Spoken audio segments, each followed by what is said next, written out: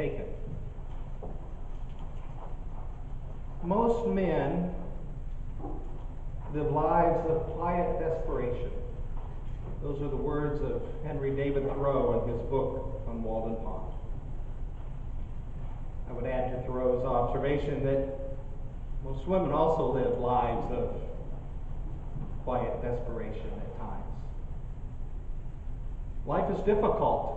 It's the opening words of M. Scott Peck's book, The Road Less Traveled. Life is suffering.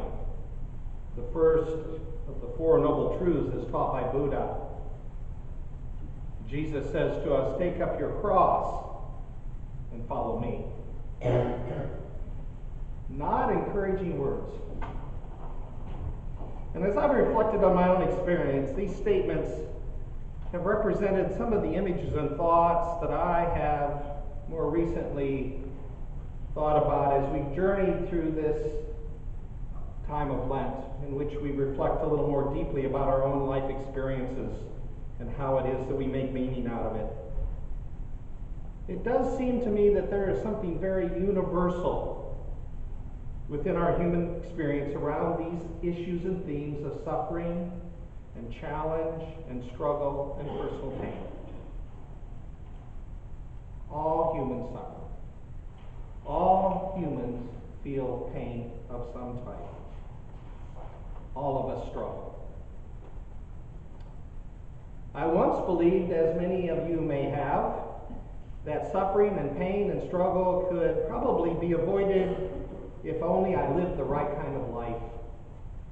If I only thought the right kinds of thoughts. If I only believed the right kind of doctrine. Or if I followed the right teacher. Did the right kinds of things associated with the right kind of people in my life. Somehow thinking that struggle was really somehow an unnatural or foreign thing to our human condition. Life experiences have led me to see and understand things a little differently at this point in my life. I have come to really accept the idea that suffering and struggle is sometimes present and is normal to our human experience. But I would also tell you it is not the whole story.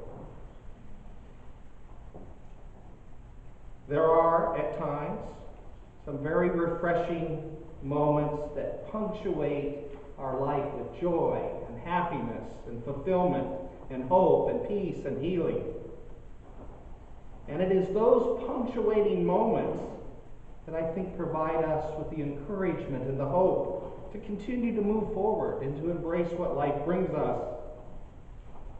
There's a story told of a woman traveling to Paris, and while she's there in Paris, she finds a bracelet that she would like to buy, and so she sends a text to her husband, who is back home in the States, and says, I found this bracelet.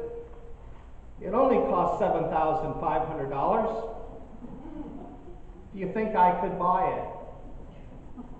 Her husband texts back a very firm and quick reply. No, period. Price is too high. She read the text. No price too high. She overlooked the period, and she was thrilled. And just as that period changed the meaning of the message, I think so it is that those punctuating moments in our own lives around joy and peace and healing have helped us and help us reinterpret the message. And I have found that those brief, sometimes punctuating moments have made all the difference in my own walk and journey in this life. Those punctuating moments have made the difference by giving me hope to continue to move forward when there are moments that I really don't want to. The punctuating moments lead me to think about and to search for ways to experience those limitations in my life and struggles in ways that would benefit and promote my own spiritual growth rather than trying to deny their reality. It leads me to look for the presence of God that would speak to those struggles. And so I would tell you, I don't have it all sorted out. But as I continue to reflect on my own journey, I invite you as well to think with me around the scriptures that were read today, and there was a lot of them. There was a lot of them. Our journey through this Holy Week as a community of faith, we are, again, a people who are guided by our prayers and by our texts as ways to find meaning in our life.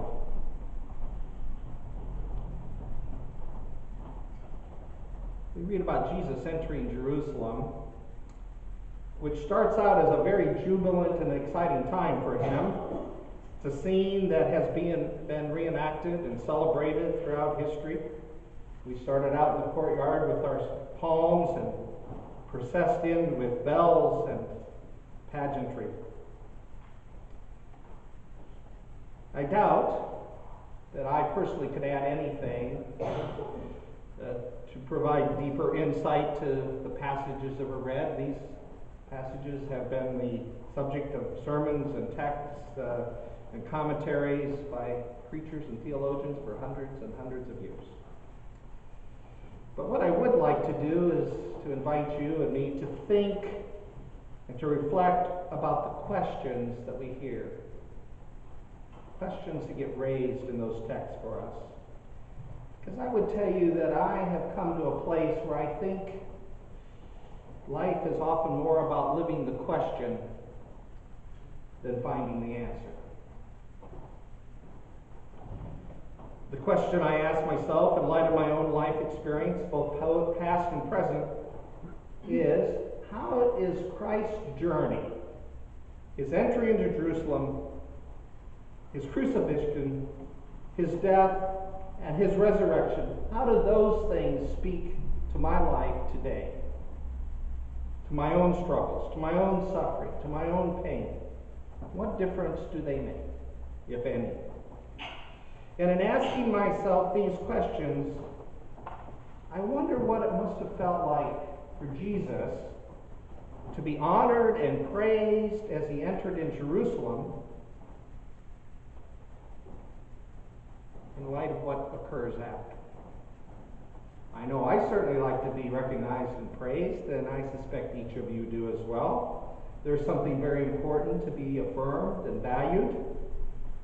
There's something very powerful about being acknowledged by others and being recognized as an important person. But the experiences of life are often unpredictable and very transitory. We saw in our story today that the very same people who might be affirming at one moment could very well be the same people that are rejecting in the next. And so it is in life, I think. It appears that that was certainly the experience of Jesus, and it has certainly been the experience of myself, and I suspect of you. And I wonder what pain and struggle and suffering Jesus was experiencing as he carried himself into that city. In the Gospel of Luke, we are told that before he found this donkey and entered into Jerusalem, he stood on the Mount of Olives and he wept as he overlooked the city of Jerusalem. And so I think in my own search that to admit my struggles and my vulnerability, I have come to recognize that God is present in those moments.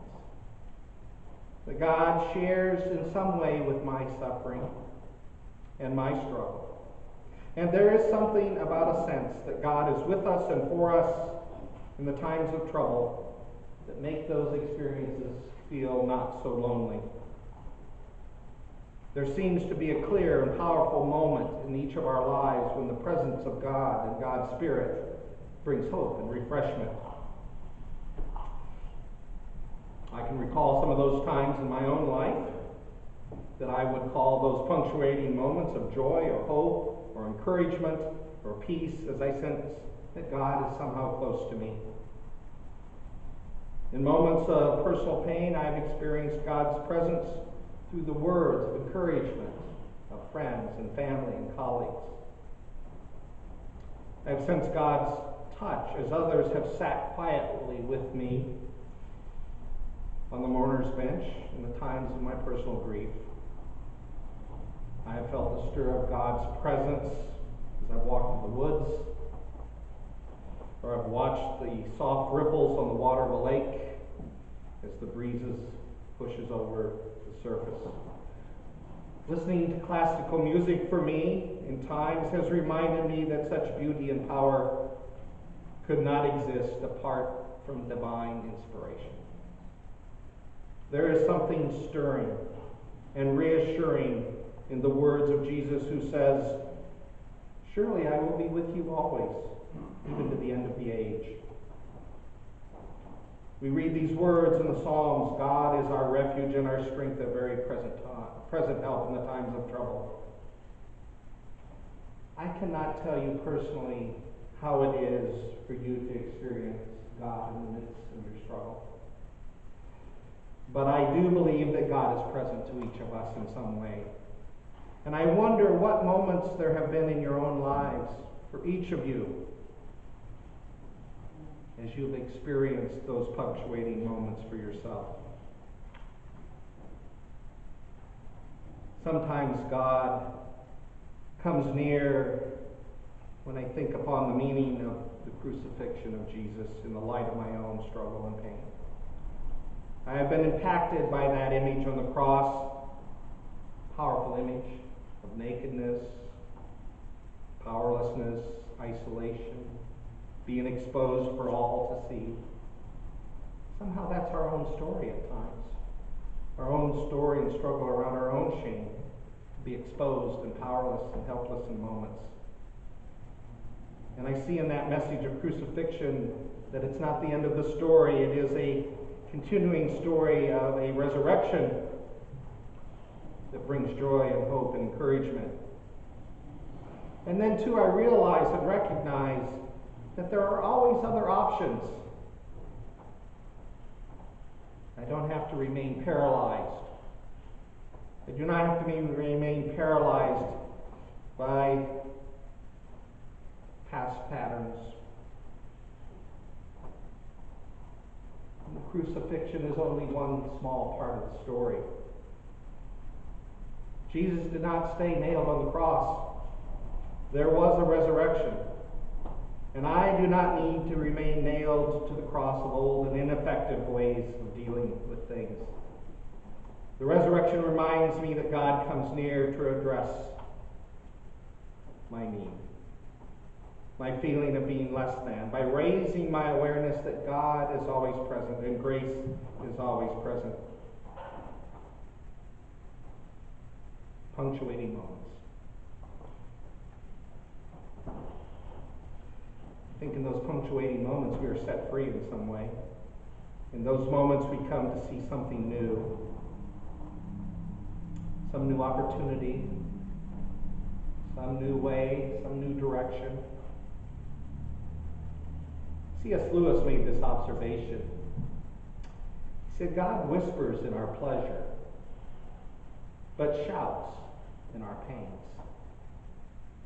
It is his megaphone to arouse a deaf world." And how is it that God shouts to you today? There is that promise, "I will never leave you nor forsake you." The image that comes to my mind sometimes is of my own father walking with me in moments of despair, discouragement, or trouble. Thinking about the comfort that just having that presence, even though there were no words. So this is where I am, I think, today, in my moments of thinking about this week, the one that we celebrate as Holy Week, how it is that we experience abundant life, how it is that we come to grips with our own limitations, how it is that we experience our own challenges.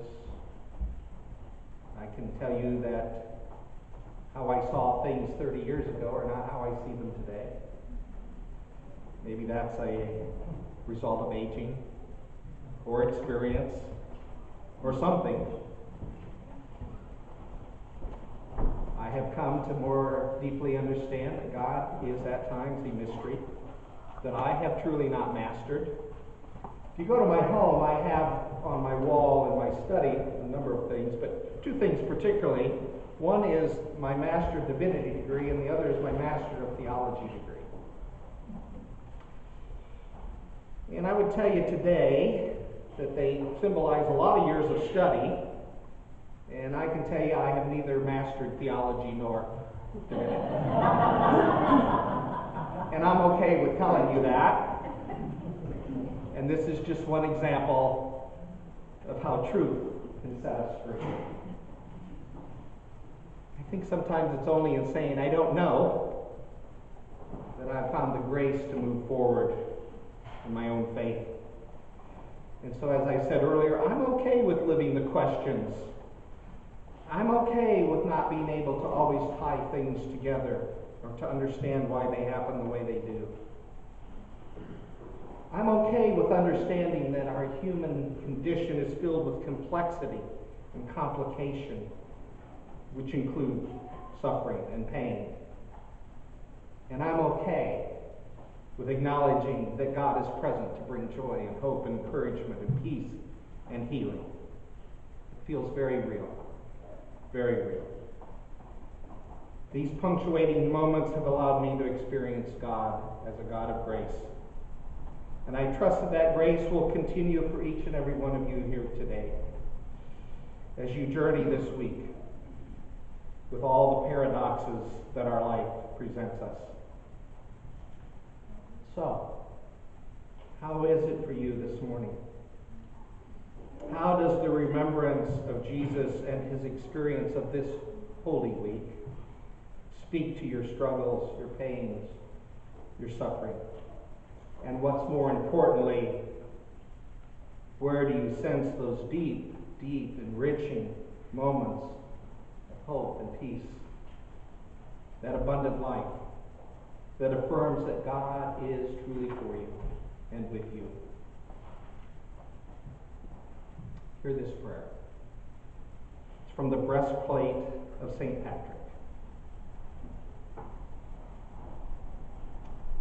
I rise today with God's strength to pilot me, God's might to uphold me, God's wisdom to guide me, God's eyes to look ahead for me, God's ears to hear me, God's word to speak for me, God's hand to defend me, God's way to lie before me, God's shield to protect me, God's host to safeguard me. Amen.